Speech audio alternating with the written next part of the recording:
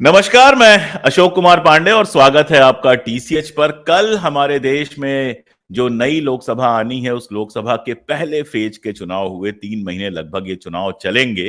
पहला फेज था ये जिसमें 102 सीटों पर वोट डाले गए और जैसा होता है कि उसके बाद सब अपनी अपनी तरह से दावे कर रहे थे। एक तरफ इंडिया गठबंधन के लोगों ने दावा किया कि बहुत अच्छा प्रदर्शन हुआ है, बिल्कुल सरकार बदलने वाली है, तो दूसरी तरफ नरेंद्र मोदी जी ने ऑफिशियल हैंडल से ट्वीट किया कि बहुत अच्छा प्रदर्शन हुआ है। और आज उनका ट्वीट आया है कि रिजल्ट आने के बाद इंडिया गठबंधन के लोग एक दूसरे का कपड़ा फाड़ने लगेंगे। ये तो पक्की बात है कि जो भी बुरी तरह से हारेगा या जो भी बहुमत तक, यहां तक कि बीजेपी भी अगर 276 तक नहीं पहुंची तो कपड़े फाड़ने की नौबत वहां भी आ सकती है। लेकिन ये सब चुनाव के बाद होगा। सबसे इंपॉर्टेंट स्टेट जो माना जाता है उत्तर प्रदेश कहा जाता है। उत्तर प्रदेश में जो जीतता है वही दिल्ली की सीट पर बैठता है। उसके भी पश्चिमी हिस्से की कुछ सीटों पर कल इलेक्शन था। पिछले लोकसभा चुनाव में विपक्ष का प्रदर्शन कुछ खास नहीं रहा था। समाजवादी पार्टी और बसपा के गठबंधन के बावजूद भारतीय जनता पार्टी ने बहुत शानदार प्रदर्शन किया था और कांग्रेस तो सिर्फ एक सीट पर सिमट गई थी। राहुल गांधी भी अपना चुनाव हार गए थे। इस बार भी उत्तर प्रदेश को लेकर हलचलें हैं कि उत्तर प्रदेश में स्थितियां बदलेंगी या वही रहेंगी। कल पश्चिमी उत्तर प्रदेश में चुनाव हुआ है, जहां पर एक तरफ छत्रियों ने कई जगहों पर चुनाव का बहिष्कार किया है या भारतीय जनता पार्टी का साथ न देने की बात कही है। कई जगहों पर यह कहा जा रहा है कि बसपा ने बहुत इंपॉर्टेंट रोल निभाया है। चंद्रशेखर की सीट नगीना पर कल इलेक्शन हुआ है। चंद्रशेखर भी वहां बड़े बड़े दावे कर रहे हैं। इस चुनाव में क्या हुआ है, जमीन पर क्या लगता है, हवा है, लहर है या सब खामोशी है, ये सारी चीजें समझने के लिए हमने आज फिर जैगम मुर्तजा साहब को याद किया। वो कल थे फील्ड में, कल चुनाव उन्होंने करीब से देखा है। तो उनसे बात शुरू करते हैं। पहले जगम भाई, एक नॉर्मल सी टिप्पणी कल के इलेक्शन को लेके। कई जगहों पे आरोप लग रहा है कि वोट नहीं देने दिया गया। कई जगह पुलिस वाले जांच कर रहे थे, जबकि पुलिस वालों को जांच करने की इजाजत नहीं है। पुलिस वालों को सिर्फ सुरक्षा की जिम्मेदारी है, लेकिन वो जांच करके लोगों को वापस कर रहे थे, ऐसे आरोप लगे। और भी बहुत सारे दृश्य देखने को मिले। सोशल मीडिया के दृश्यों पर कितना भरोसा किया जा सकता है, अक्सर मैं उसको लेकर बहुत संशय में रहता हूं। क्या स्थितियां थी कल, किस तरह का इलेक्शन हुआ और क्या आपको लग रहा है? फिर एक एक सीट पे, कुछ सीटों पे हम बात कर लेंगे। अशोक भाई, मैं आप ही की बात से शुरू हूँ कि जहाँ वेस्टर्न यूपी में कई जगह शिकायतें या गड़बड़ी के मसले या इस तरह की, इसकी वजह ये है कि वेस्टर्न यूपी की जिन 8 सीटों पे कल इलेक्शन बहुत ही ज़्यादा कम्युनली भी और पॉलिटिकली चार्ज सीट कहलाती हैं। और ये जो इलाका है, यहाँ पर बहुत ज़बरदस्त कंटेस्ट हमेशा हिस्टोरिकल, सिर्फ एक या दो इलेक्शन पिछले छोड़ दें जहाँ पर पोलराइजेशन हुआ या समझ लीजिए कि बीएसपी ग्राउंड से बाहर थी, उसका रीजन रहा हो, या जो भी एक वेव, एक पुलवामा या एक हिंदुत्व का वेव, उसका जो भी रीजन रहा। तो इससे पहले हमेशा इलेक्शन का जो मार्जिन है वो 10-20 हज़ार 30 हज़ार बहुत बड़ा मार्जिन होता था। अब तो जितना पिछले कैंडिडेट्स को वोट मिलते थे 2019 के बाद या 2014 के बाद, उतना जीत का मार्जिन हो जा रहा है। तो ये थोड़ा सा अब ऐसी जगह पे जहां इलेक्शन दोबारा से, मतलब मैं जिम्मेदारी के साथ ये बात कह रहा हूँ कि 2014 के बाद भले ही अब नॉर्मल इलेक्शन हो रहा हो या नॉर्मल टाइम का इलेक्शन है, लेकिन हम ये कह सकते हैं कि ये इलेक्शन उसी नॉर्म की तरफ लौट रहा है या उस तरफ गया है जिस तरह से चुनाव वेस्टर्न यूपी में होता रहा है। मतलब एक एक वोट के लिए लड़ाई भी होगी, बूथ पे आरोप भी लगेंगे, मशीन पे अगर वोटिंग डिले होगा क्योंकि लंबी लाइन है तो ये कहेगा जानबूझ के धीमा करा रहे हैं। और इस तरह के आरोप पॉलिटिक्स में, मतलब हमें आदत सी है क्योंकि पहली बार नहीं देख रहे हैं या हर बार का होता है, कम ज्यादा हो सकता है। ये है कि भाई एडमिनिस्ट्रेशन किसकी तरफ टिल्ट हो गया या स्टेट में किसी की सरकार है तो उसकी तरफ उसका जो झुकाव ज्यादा हो गया। तो अब जाहिर सी बात है, जो एग्रीड पार्टी है वो शिकायत भी करेगी, वो सवाल भी उठाएगी, वो ये भी कहेगी कि भाई यहाँ पर आप चेहरे क्यों देख रहे हैं या पुलिस वालों को किसने अधिकार दे दिया। तो इस तरह की बातें, ये मतलब जायज हैं, शिकायतें भी जायज हैं और ये एक नॉर्म है वेस्टर्न यूपी का। क्योंकि यहाँ जो कम्युनिटीज, जो एक तरीके से वेस्टर्न यूपी की जो डोमिनेंट कम्युनिटीज, वो चुनाव मैदान, यहाँ राजपूत मैदान में है, यहाँ ब्राह्मण मैदान में है, या मुसलमानों का भी जो अशराफ या जो डोमिनेंट तबका है या फाइनेंशियली जो डोमिनेंट तबका है, एजुकेशनली जो डोमिनेंट तबका है, वो इस रीजन से आता है। सहारनपुर है, मुरादाबाद है, रामपुर है, अमरोहा है। ये कल्चरली भी और उस तरीके से, मतलब ये वो शहर हैं या वो इलाके हैं जहाँ पर सोसाइटी का जो एक टिल्ट है, वो पॉलिटिकल, इनका इंक्लिनेशन बहुत ज्यादा है। और एक खाने के अलावा मतलब जो सबसे ज्यादा चर्चा आम लोगों के दरमियान होती है वो राजनीति को होती है। आप किसी रिक्शा वाले, हम जो चर्चा कर रहे हैं और हमें लगता है कि हम बड़े एक्सपर्ट हैं, तो इस लेवल की चर्चा या उस तरह की बात किसी चाय वाले की दुकान में बैठ जाइए, वहां भी करते लोग मिल जाएंगे। हाँ, पान वाला भी हो रहा। एक बार मैंने आपके साथ उस क्षेत्र की यात्रा की है जिस समय चुनाव दूर दूर तक नहीं थे, और तो भी मुझे महसूस हुआ कि पॉलिटिकली बहुत चार्ज इलाका है पश्चिमी उत्तर प्रदेश का। हाँ, इन इलाकों में मतलब आप रिक्शा में बैठे हो, रिक्शा वाले से डिस्कशन शुरू कर दीजिए तो वो आपको पूरे देश की राजनीति और अंतर्राष्ट्रीय मुद्दों पे इतना ज्ञान दे देगा कि आपको लगेगा कि हाँ ठीक है भाई, यहाँ राजनीति हो रही। तो ये थोड़ा सा जी। रीजन रहा। तो जाहिर सी बात है, जब इतना है तो वहाँ इस तरह का और ये बात कह सकते हैं कि कल की वोटिंग ये चीज देख कि हाँ, एक तो इलेक्शन बहुत क्लोजली कंटेस्ट, जो अब दोनों पार्टियां तो अपना अपना दावा करेंगी। राजनीति में ये सियासी दलों का मोरल बनाए रखने का वो होता है। अब बिल्कुल कोई ये बिल्कुल। तो अब कोई ये तो कह नहीं देगा कि हम हार गए, या हमारे 8 की 8 सीट हमारी चली जाएंगी, 8 में से 4 चली जाएंगी। बिल्कुल जिनका दावा 80 का है वो ये भी नहीं कहेंगे कि 2 भी चली जाएंगी। मतलब विपक्ष तो 5 में या 3 में भी खुश हो जाएगा कि हम 8 में से 3 जीत रहे हैं, तो वो गेन बता रहा है अपना। लेकिन जो रूलिंग पार्टी है जिसका दावा हम 400 पार जा रहे हैं, अब वो ये कह दें कि हम यहाँ 2 सीटें हार रहे हैं, 4 सीट हार रहे हैं, 5 सीट हार रहे हैं, तो वो तो उनका तो मॉरल खत्म हो जाएगा। बाकी की फिर 75 सीट पे कैसे चुनाव? तो मॉरल बनाए रखने की बात है, उससे अपने कार्यकर्ताओं का उत्साह बनाए रखना, अपने सपोर्टर्स का, कि ठीक है। लेकिन इस बात से चिंता जरूर हुई कि अर्बन सेंटर्स पे पोलिंग पिछली बार के मुकाबले कम है, और कुछ सेंटर ऐसे हैं जैसे सहारनपुर में या मुजफ्फरनगर में जहां सारा सारा दिन में 100 वोट भी नहीं पड़े हैं बूथ के ऊपर। तो इससे थोड़ी सी चिंता उन राजनीतिक दलों को होनी चाहिए जिनका सपोर्टर बेस, या जो मान रहे थे कि यहाँ पर हमें अच्छा सपोर्ट मिल जाएगा और हम इससे इलेक्शन को निकाल के ले जाएंगे। तो ये थोड़ा सा चिंता की बात है जी। सहारनपुर पे अगर चलें, आपने सहारनपुर का जिक्र किया, इमरान मसूद एक बार फिर से कांग्रेस में लौट आए हैं। लंबी यात्रा की उन्होंने, गोल गोल घूम के फाइनली कांग्रेस में लौटे, और सहारनपुर से वो चुनाव लड़ रहे हैं। प्रियंका गांधी वहां गई थी, बहुत जबरदस्त रैली भी हुई थी। हालांकि ये बात मैं बार बार कहता हूं कि रैलियों से मैं कम से कम कंफ्यूज नहीं होता हूं। पिछली बार विधानसभा में प्रियंका की जितनी बड़ी रैलियां हुई थी, कम से कम 20 सीट तो कांग्रेस की आनी चाहिए थी। लेकिन वहां पर बीजेपी तो ठीक है, बीजेपी के सिटिंग सांसद है राघव राघव लखनपाल शर्मा जी।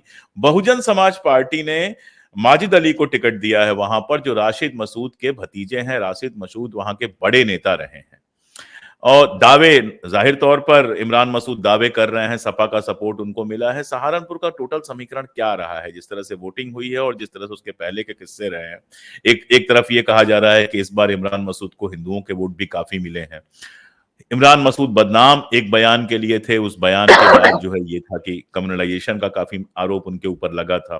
तो इस बार क्या फूंक फूंक के कदम उन्होंने रखा है? कोई रास्ता उनके लिए दिखाई दे रहा है, या माजिद अली ने उनके लिए रास्ता बंद कर दिया है?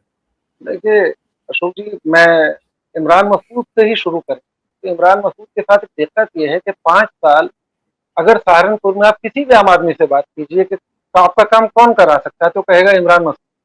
कोई एमएलए रहे, कोई एमपी रहे, इजीली एक्सेसिबल है, किसी की साइकिल पर बैठ के चल देगा, किसी के रिक्शा पर बैठ के चल देगा, और किसी भी कम्युनिटी के साथ पूरे 5 साल कोई कम्युनलिज्म की उससे बात नहीं करेगा, कोई जाति की बात नहीं करता, कोई राजनीति की बात नहीं करता। लेकिन जब चुनाव आता है तो ऐसा लगता है मानो उसके लिए सुपारी किलर हैं, या उसका ठेका एक लेके पूरा एक वर्ग निकल जाता है उसी के अपने, मतलब उसकी अपोजिशन से नहीं, उसके अपने अपने आसपास से लोग निकल के उठ के खड़े हो जाएंगे कि नहीं भी इसे नेता नहीं बनने देना।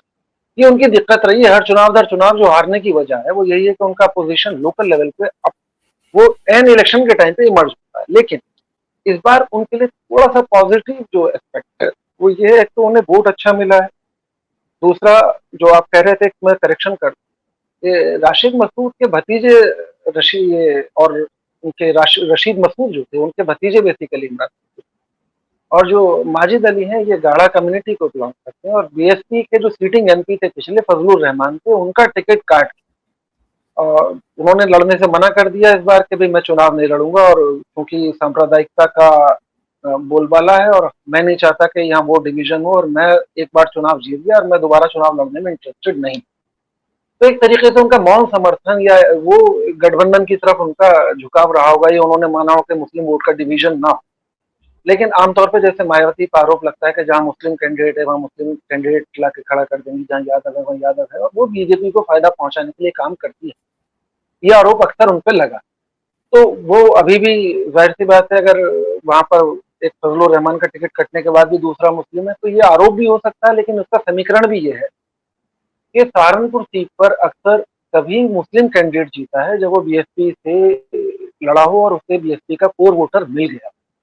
मतलब बीएसपी का जो कोर वोटर है, जाटव और मुसलमान मिलके वो 9 लाख के आसपास का एक ब्लॉक बन जाता है नॉर्थ। समीकरण अब वो बनाते हैं, हाँ। अब वो समीकरण जो है वो इनविंसिबल।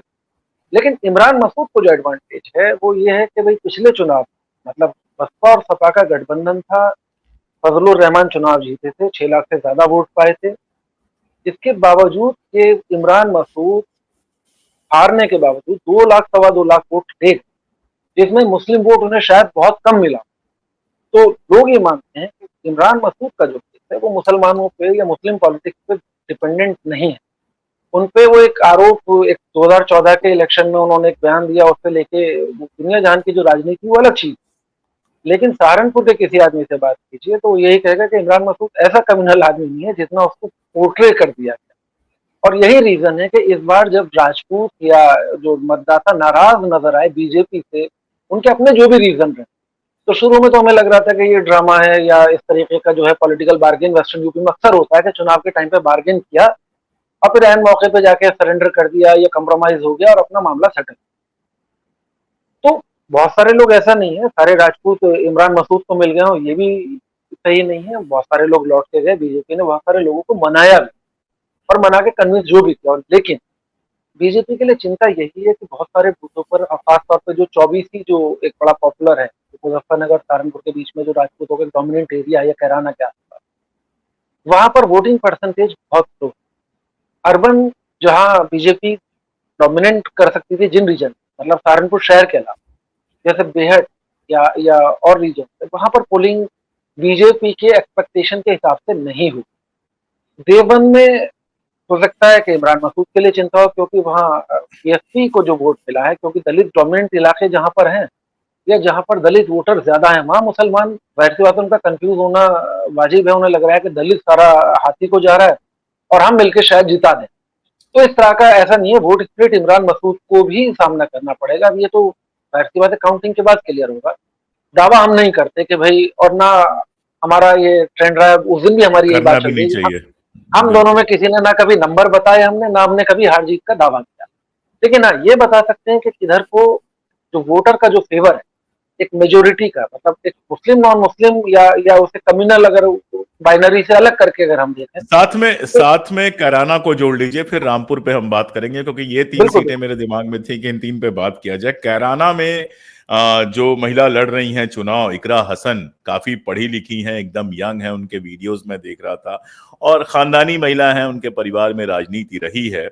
और सामने उनके गुर्जर हैं प्रदीप चौधरी जी, जो वर्तमान सांसद हैं। और कैराना को लेके मतलब यहाँ तक कि समाजवादी पार्टी के बड़े बड़े नेता भी काफी दावे कर रहे हैं। कैराना काफी हाईलाइट में रहा है इस चुनाव में। कैराना की क्या स्थिति है? मैं आपसे यही कह रहा था कि कैराना, जो मुजफ्फरनगर का जो दंगा 2012-13 वाला जो दंगा, उसका सेंटर या जो स्पार्किंग पॉइंट था वो यही इलाका। उससे पहले पलायन का, और इससे पहले जो अभी मैं बात कर रहा था कि हिंदू मुस्लिम की बाइनरी में जो लोग देखते हैं चुनाव को, उनके लिए थोड़ा शॉकिंग है कि सहारनपुर में इमरान मसूद को नॉन मुस्लिम वोट क्यों मिल रहा है, और कैराना जिस सीट पर लड़ रही वो मुस्लिम बाहुल्य सीट नहीं। ये मतलब मैं आपको बताता चलूं, मतलब 40% एक आमतौर पर जहां मुस्लिम वोट हो तो उसे लोग कह देते हैं कि मुस्लिम डोमिनेंट। कैराना का ये वाला रीजन नहीं, 30-35% के बीच में वहां मुस्लिम वोट रहा। और जो आपने कहा कि भाई ये गुजर उनके सामने कैंडिडेट है, तो बाबू हुकुम सिंह वहां गुजरों के एक नेता थे, और मुनव्वर हसन जो इकरा हसन के जो फादर, वो भी गुजर कम्युनिटी को बिलोंग करती। मुस्लिम गुजर है, हिंदू गुजर, और एक ही फैमिली, एक ही खानदान है। ये कन्वर्ट होकर मुस्लिम हो गए, वो बाबू हुकुम सिंह की जो फैमिली है वो हिंदू रहे। तो वहां पर कैराना की हिस्ट्री रही है कि वहां कभी कम्युनल उस पे ग्राउंड पे इलेक्शन नहीं हुआ। बाबू हुकुम सिंह को बहुत सारे मुस्लिम वोट करते। उसी तरह इकरा, चूंकि भाई पढ़ी लिखी लड़की है, और एक हमने जो कैराना में नोटिस किया लोगों से, जैसे किसी बुजुर्ग औरत से या किसी महिला से हमने बात की, तो ये कहती थी, बोले लंदन पढ़ के आई है मगर हमारी जैसी बात करती, हमारे हमारे मतलब वो जो देहाती टोन है, जो जो एक्सेंट है उसका, बोले हम्म। बातें तो हमारी जैसी करे। मतलब बातें जो हमारी जैसी करे तो मतलब कि उनकी टोन में वो बात कर ले, तो उनके लिए एक बड़ा वो है कि एक पढ़ी लिखी लड़की है, बड़े बैकग्राउंड की है, मजबूत घर की है, और उसकी जो अप्रोच है, उसका आउटरीच है, वो ग्राउंड लेवल पे बहुत निचले तबके तक उसने आउटरीच किया। अब उसका देखिए रिजल्ट जो भी आया। मैं उनके वीडियोस भी देख रहा था कि बहुत ही साधारण कपड़े पहने हैं, सर पे हल्की सी चुन्नी ली हुई है और बिल्कुल आराम से वैसे बात कर रही हैं जैसे कस्बाई महिलाएं आराम से बात करती हैं। तो ये सारी इमेज का असर आप जैसा कह रहे हैं पड़ा होगा। बिल्कुल, बिल्कुल, वो कनेक्ट कर पाती हैं, और उनके लिए एक वो जो कम्युनल फ्लेयर जो बीजेपी की जो एक ब्रांड पॉलिटिक्स है कि भाई पोलराइजेशन करा लें, वो इकरार खान के सामने वो चीज पॉसिबल नहीं हो पाई। आरएलडी का बहुत सारा वोटर, आरएलडी के गठबंधन का लोगों को लग रहा था कि सारा वोट बीजेपी को चला जाएगा। तो हमने कल देखा कि बहुत सारे जो आरएलडी के वोटर हैं वो जो इकरार खान के लिए वोट करके गए हैं। बहुत सारे जाट बाकायदा खड़े होकर लड़ के कह रहे थे कि हमारी बेटी हम लड़ा रहे हैं, और कह रहे साइकिल को वोट डाल के हैं। तो इस तरह के हमने देखा। अब हार जीत बात की चीज है, लेकिन हाँ वो लेडी कनेक्ट करने में कामयाब रही, और उसका पॉलिटिकल लाइफ बहुत लंबा है। मतलब ये चुनाव का नतीजा जो भी हो, लेकिन आगे की राजनीति के हिसाब से जो वेस्टर्न यूपी के लिए हाँ, अभी एक, सत्ताईस एक 27 साल की उम्र है अभी। हाँ कम उम्र है, और हम उसे एक सुखद एहसास मानते हैं कि राजनीति में पढ़े लिखे लोग, डिसेंट और अच्छे लोगों से कनेक्ट करने वाले लोग, और जो मुद्दों को समझते हैं, जो समाज को हिंदू मुस्लिम की बाइनरी में नहीं देखते हैं, वो लोग आगे आ रहे हैं। और उनमें इकरा हसन की जो लाइफ है, पॉलिटिकल लाइफ, वो बहुत लंबी है और आगे जाएगी। वो ये हम दावे से कह सकते हैं। जीत हार तो पता चल ही जाएगा किसकी जीत है किसकी हार। बिल्कुल, जी बिल्कुल। एक रामपुर पे चलने से पहले मैं आपसे एक सवाल पूछ लूं कि जो गठबंधन हुआ है समाजवादी पार्टी और कांग्रेस का, इसके पहले भी गठबंधन हुए हैं, लेकिन अक्सर ये आता रहा है कि गठबंधन में वोट ट्रांसफर नहीं हो पाते हैं। अब पश्चिमी उत्तर प्रदेश में कांग्रेस के कितने वोट बचे हुए हैं मैं नहीं जानता, लेकिन जो भी हैं वो वोट ट्रांसफर हो पाया है? देखिए, एक चीज समझिए कि इस गठबंधन का जो लॉजिक, वो वोट ट्रांसफर से ज्यादा इस बात का है कि वोट डिवीजन ना हो।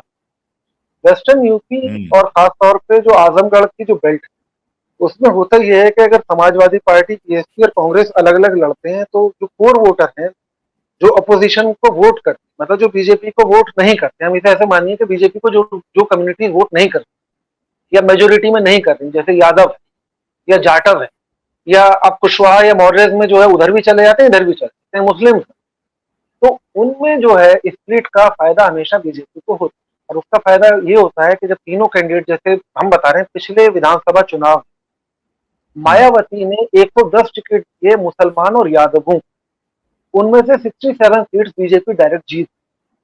तो इससे ज्यादा आप क्या मानते और हैं? डिफरेंस डिफरेंस और लगभग वही रहा जो बसपा को वोट हाँ, मिले। हाँ, जो बसपा को वोट मिले। उसके अलावा जो बची भी 110 में 70 सीट अगर निकल के 40 या 43 सीट जो बची, उनमें अगर समाजवादी पार्टी या कोई दूसरी पार्टी अगर जीती भी है, तो हार जीत का मार्जिन इतना कम था कि मतलब वो 5,000, 2,000, 2,500, मतलब बहुत क्लोज चला गया। तो इस बिल्कुल। स्प्लिट का फायदा बीजेपी को मिलता है। कांग्रेस के साथ इस बार एडवांटेज था, आप ग्राउंड पे जाइए तो नो डाउट जो संगठन है वो समाजवादी पार्टी के पास है, कांग्रेस के पास वर्कर नहीं है। जहां कैंडिडेट सीट मिल गई, वहां कैंडिडेट ढूंढे से नहीं मिल रहे थे, वहां वर्कर नहीं था उनके पास। लेकिन ग्राउंड पे सिंपैथी कांग्रेस के लिए इस बार ज्यादा है। वो चाहे भारत जोड़ो यात्रा का नतीजा रहा हो, या राहुल गांधी का आउटरीच रहा हो, या सीए प्रोटेस्ट के दौरान प्रियंका गांधी जिस तरह से लोगों के कम्युनिटी के बीच में गई और उनके मुद्दों पर बोली। 5 साल लोग यही कहते कि ठीक है, विधानसभा में समीकरण नहीं था हमारे, वो कांग्रेस के फेवर में हमारे लिए, इसलिए हमने वोट समाजवादी पार्टी को कर दिया। लेकिन हम ये है कि भाई हमारी बात ये उठा रहे हैं, हमारे लिए लड़ते ही हैं, तो एक राहुल का एक बार चांस बनता है। तो समाजवादी पार्टी से जो कांग्रेस का हम्म। गठबंधन, तो अब समाजवादी पार्टी की दिक्कत ये है कि कांग्रेस का इमरजेंस हुआ तो समाजवादी पार्टी का डिक्लाइन, ये भी तय, क्योंकि एक ही कोर वोटर है। तो समाजवादी पार्टी की नजर है अगले विधानसभा चुनाव, तो लोकसभा चुनाव नहीं लड़ रही, उसका फोकस है अगले अगले विधानसभा चुनाव से कि मुख्य विपक्षी दल बने रहे और इतनी ताकत बनी रहे कि अगला चुनाव वो समाजवादी पार्टी और बीजेपी के बीच ही हो, किसी तीसरी पार्टी को गुंजाइश नहीं। तो गठबंधन का एक रीजन ये भी। अब वोट ट्रांसफर की बात ऐसी है कि भाई ये जो सीटें, जिन पे 8 सीटों पे कल इलेक्शन, इनमें इतना जरूर है कि समाजवादी पार्टी के जहां कैंडिडेट मजबूत हैं या जिस कम्युनिटी से आ रहे हैं, उनकी अपनी कम्युनिटी का वोट ट्रांसफर होने का लॉजिक है। कांग्रेस का जो कोर वोटर है, भाई ब्राह्मण है या ठाकुर या कायस्थ या जो upper caste urban middle class जिसम, अर्बन मिडिल क्लास का जो वोटर है वो बीएसपी को तो फिर भी थोड़ा लीनियंट हो जाए, समाजवादी पार्टी को आसानी से वोट नहीं कर, लेकिन जो समाजवादी पार्टी का कोर वोटर है वो कांग्रेस की तरफ चला जाए, इसका फायदा होता है। तो ये है कि समाज इमरान मसूद अगर फाइट में है तो इसलिए कि समाजवादी पार्टी का जो संगठन है या जो वोटर है वो उनके साथ चला जाए। या समझ लीजिए दानिश अली अगर आज फाइट में दिख रहे हैं, अगर कांग्रेस के टिकट पे अकेले लड़ रहे होते तो 5,000 वोट के होते, लेकिन अब अगर फाइट में है तो इसलिए कि समाजवादी पार्टी के चार 3 या 4 विधायक उस रीजन में उनकी लोकसभा में आते हैं और वो उसमें लड़ा रहे हैं। तो ये फर्क पड़ता है। और ये वोट ट्रांसफर का जो गणित है पॉलिटिक्स में, बाकी लोग पता नहीं कैसे बोलते हैं, वरना हम कहते हैं कि 1+1 कभी 1 नहीं होता, 1-1 जो है 0 भी नहीं। कई बार 3 अलग अलग लड़ रहे होते हैं, जैसे आपने शुरू में कहा कि बीएसपी के लड़ने का इम्पैक्ट, तो जैसे मुजफ्फरनगर की वहां पर जो समीकरण है, अब बीजेपी कह रही है हम जीत रहे हैं, समाजवादी पार्टी कह रही है हम जीत, हम ये कह रहे हैं अगर वहां पे बीएसपी के कैंडिडेट को 70,000 प्लस वोट मिल गए हैं तो बीजेपी लाख वोट से हार रही, और अगर वहां कैंडिडेट को 20,000 से कम मिल रहे हैं तो बीजेपी जीत रही है क्लोज। मतलब संजीव बालियान का जो डैमेज हुआ है सरधना में 52% पोल हुआ है, सबसे कम वो पोल जो है मुजफ्फरनगर सीट पे वो संगीत सोम की सीट पे है, बावजूद इसके के मना लिया है और वो लड़ा रहे हैं सारे संगीत सोम के बीच में बयान भी आए थे काफी डिस्टर्बिंग। हाँ, सारे डिस्टर्बिंग बयान थे। अब योगी आदित्यनाथ ने सबसे ज्यादा वहीं पे राजनाथ सिंह की रैली हो रही है, वहाँ योगी आदित्यनाथ की तो राजपूतों को मना नहीं किया। वो पूरे मुजफ्फरनगर लोकसभा सीट पे वो अकेली विधानसभा है जो जो मतलब राजपूत डोमिनेंट है, और वहां पे सबसे कम पोल है, 52% पोल है। उसके बाद मुजफ्फरनगर में वोटिंग कम है, शहर में अर्बन सीटों पर वैसे भी कम होता है क्योंकि वो माइग्रेंट लेबर तो भाई जाहिर सी बात है शहर का गाँव चला गया अपने, और 2 जगह वोट बन गया तो वो वहां वोट डाले यहाँ डाले, तो वाला रीजन शहरों के साथ रहता है। लेकिन गांव में जिस तरह का पोल हुआ है तो वो थोड़ा सा चिंताजनक होना चाहिए बीजेपी के लिए। दावा करने का अलग चीज, या वोट ट्रांसफर की कह रहे थे, बिजनौर में दीपक सैनी चुनाव लड़े, उनके जो कोर वोटर है जो सैनी है, चांदपुर विधानसभा में अच्छा खासा है, बिजनौर के आसपास के रीजन में है। अब वो 1-1.5 लाख वोट में से अगर वो 1 लाख वोट पा गए तो बीजेपी के लिए मतलब अच्छी बात है। पिछले चुनाव में, पिछले 2-3 चुनाव में वो सैनी वोटर जो है वो बीजेपी का कोर वोटर है। अगर हाँ पूरा बीजेपी जा रहा है, अगर वहां से 50,000 भी उठ के आए तो 50,000 उधर घट गए, इधर बढ़ गए, तो 1 लाख का फासला हो गया, 1 लाख का नुकसान है बिल्कुल। हाँ, ये सीधा सीधा मतलब 1 वोट बराबर 2 वोट होता है, 1+1 1 नहीं होता, ये 2 नहीं होता, वहां दुगने का फासला, दुगने का नुकसान होता है। तो ये सब चीजें हैं, राजनीति में बहुत सारे फैक्टर्स हैं, अब उन्हें कैसे आप एसेस करते हैं क्या चीजें हैं, तो आप ये रामपुर अचानक बहुत इंपॉर्टेंट सीट बन गई है जगम भाई। रामपुर अचानक पिछले 2-3 चुनाव से इतनी इंपॉर्टेंट सीट बन गई है जब से आजम खान साहब के खिलाफ हंटिंग पूरी शुरू हुई है। मतलब इस बार के चुनाव में मैं देख रहा था कि कोई ऐसा बड़ा नेता नहीं है। योगी आदित्यनाथ की वहां सभाएं हो गई, जेपी नड्डा की हो गई, मुख्तार अब्बास नकवी वहां पे लगे हुए हैं, सारा कुछ है। एक बयान आया था आजम खान साहब का कि रामपुर से अखिलेश जी को खुद चुनाव लड़ना चाहिए, लेकिन वो खुद चुनाव नहीं लड़े। आप कह सकते हैं कि बाहर के उम्मीदवार हैं उनके, मौलाना मोहिबुल्लाह को उतारा है उन्होंने रामपुर से, जो पार्लियामेंट स्ट्रीट की मस्जिद के इमाम हैं।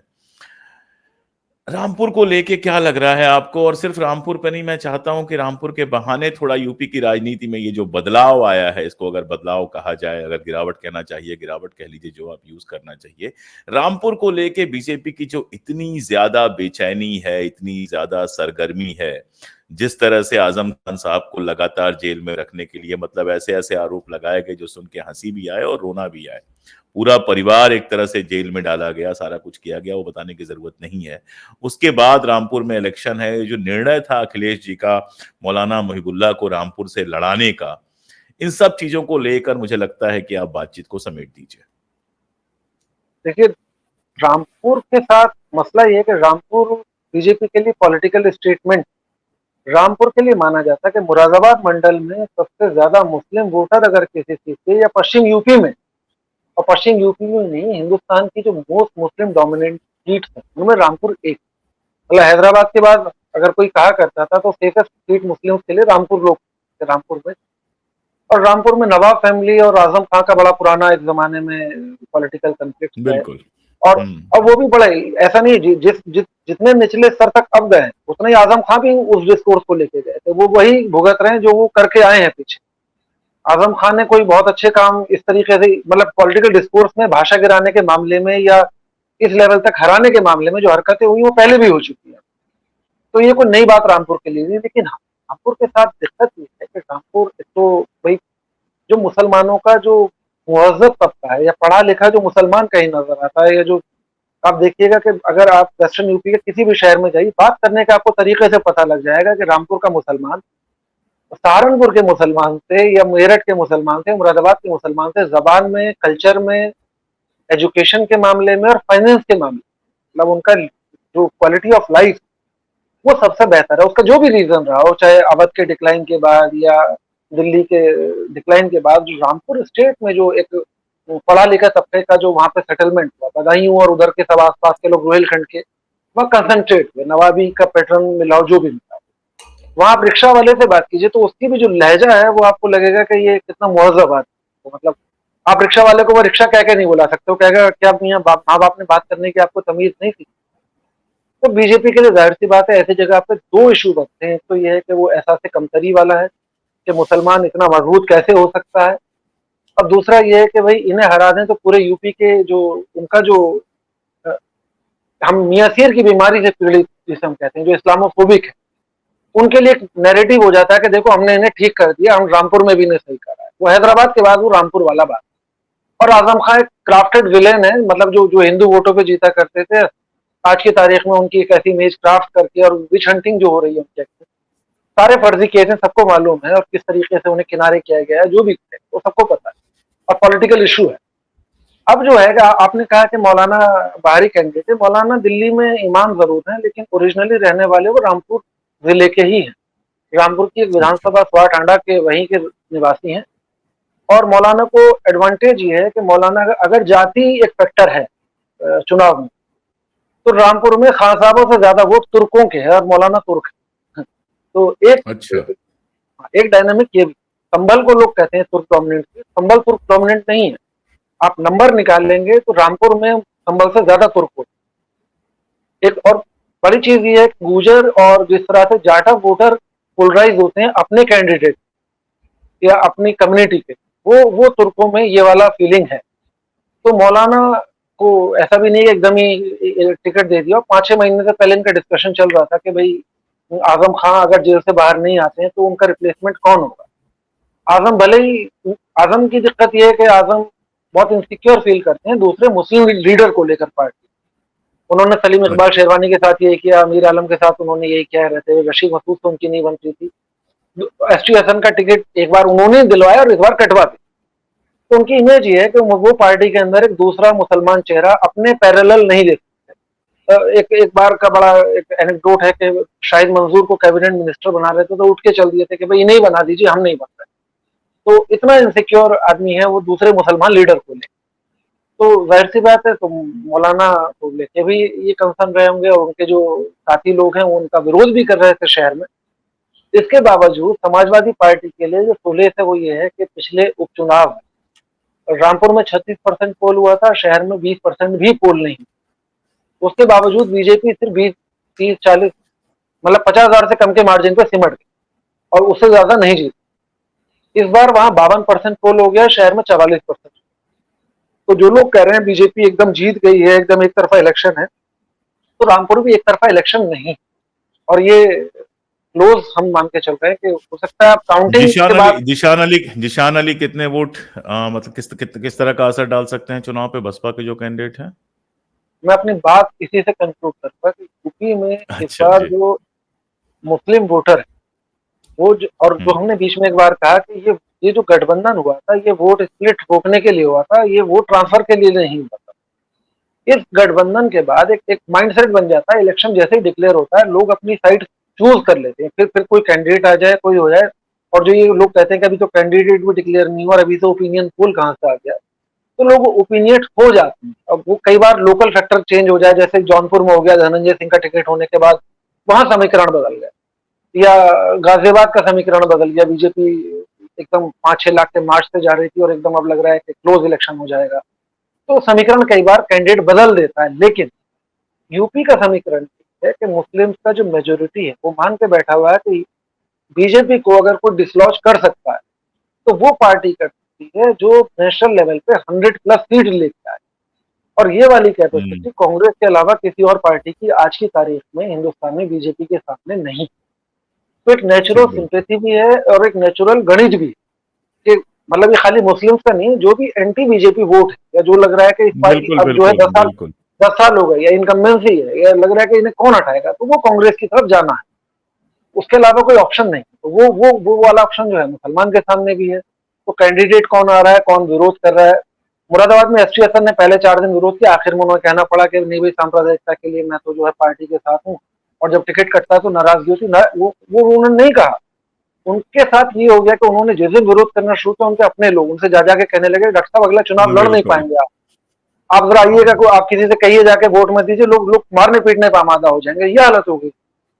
तो ऐसे में विरोध विरोध कहना, आजम खान के जो सपोर्टर है वो भी कह रहे थे हम जीशान को लड़ा देंगे और हम घर में बैठेंगे और बाइकआउट करेंगे इलेक्शन का। फिर भी 44% वोट हुआ है रामपुर में विरोध के बाद। तो वो वोटर निकल के आया ना, वोटर नहीं सुन रहा है। ये चुनाव बीजेपी ने, हम अब कंक्लूड करने के लिए मैं एक आखिरी लाइन में आपको कहता हूँ, इस चुनाव में बीजेपी ने जो सबसे बड़ा ब्लंडर किया है वो ये किया है कि अपोजिशन के जो जितने लीडर थे जो गाली खाया करते थे जनता की, उन्हें बीजेपी में शामिल, वो बफर खत्म हो गया बीजेपी और जनता के बीच। अब ये चुनाव बीजेपी और जनता के बीच रह गया, बीच में कोई नेता नहीं, और कोई कितना बड़ा नेता आ जाए वो नेता खत्म कर दिए हैं। अब आप जनता से इलेक्शन लड़ लीजिए, जनता आपको जिता दे या जनता आपसे लड़, ये आपको तय। तो जनता जनार्दन है, जनता और सत्ता के बीच में लड़ाई ऐसा भी नहीं है पहली बार हो रही है। जैसे जयगम भाई कह रहे थे कि रामपुर में पहली बार नहीं है कि ऐसा खेल किया गया है, ऐसे ये भी पहली बार नहीं है। इमरजेंसी के बाद भी जनता ने इंदिरा गांधी से लड़ाई लड़ी थी। विपक्ष जो था वो जैसा था वो तो था ही, वो जीतने के बाद समझ में आ गया कि कितना कोहेशन था, कितनी एकता थी वगैरह वगैरह। तो इस बार भी लड़ाई जनता और सत्ता के बीच की होनी है, इसीलिए कोई भी प्रेडिक्शन करना खतरे से खाली नहीं है। एक बात जो जयगम भाई की बात से समझ में आती है और वो काफी दिखाई भी दे रही है जमीन पे, कि जो भी लोग बीजेपी को हटाना चाहते हैं उनके सामने एक ऑप्शन के रूप में कांग्रेस है, क्योंकि कांग्रेस ही इकलौती ऐसी राष्ट्रीय पार्टी है जो कोई चुनौती 100+ या इस तरह की कोई चुनौती खड़ी कर सकती है जिसके इर्द गिर्द दूसरी पार्टियां इकट्ठा होकर सरकार बना सकती हैं। इसलिए चुनाव रोचक है। अभी तो 8 सीटों पे हुआ है, 80 में से सिर्फ 8 सीटों पे यूपी में चुनाव हुआ है, 72 सीटें बाकी हैं। जैसे जैसे पश्चिम से पूरब की तरफ चलेंगे बहुत सारी चीजें बदलेंगी, बहुत सारे समीकरण बदलेंगे। जैसे जैसे जो जो बदलेगा कोशिश करेंगे उस पर अपनी समझ आपके साथ शेयर करते रहने की, कोशिश करेंगे उस पर जो हमारे पास जानकारी हो वो आप तक पहुंचाते रहें। जुड़े रहिए हमारे साथ, देखते रहिए हमारा चैनल। और जयगम साहब बहुत शुक्रिया।